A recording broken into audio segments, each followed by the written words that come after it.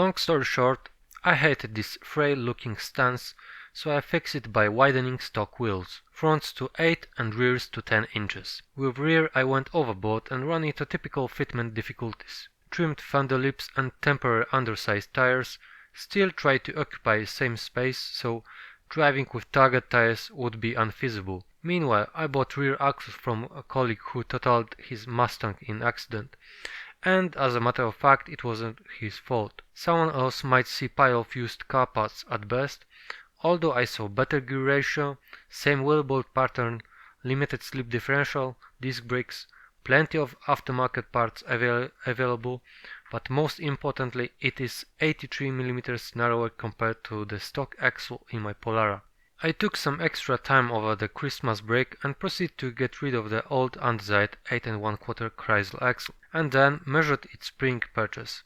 A SN95 axle had mounts for control arms, so my brother roughly cut them off. Later I carefully whittled down the leftover material and then grinded it all smooth.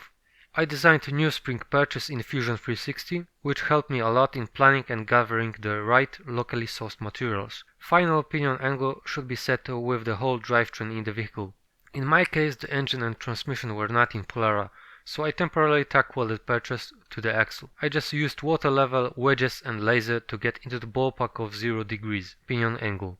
According to my calculations, Mustang brake calipers and Polara leaf springs might interfere with each other, so in advance I made measurements and cardboard templates in case I had to make new caliper mount plates. In next to no time I did a test fit of the axle and surprisingly it fit like a glove.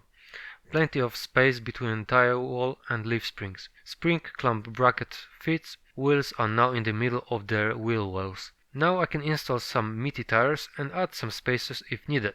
Even the calipers were clear. Only parking brake return springs are closer but not worrisome. Things I left unfinished are just getting the new U-bolts, modified drive shaft, connecting updated brake system and the aforementioned setting pinion angle. A noteworthy observation is that the weight of the forward axle is less due to thinner tube walls, so I advise extra caution when cutting and welding.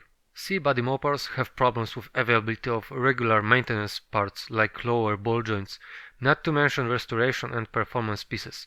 So this project is gonna be a good exercise in budget management and engineering on a shoestring.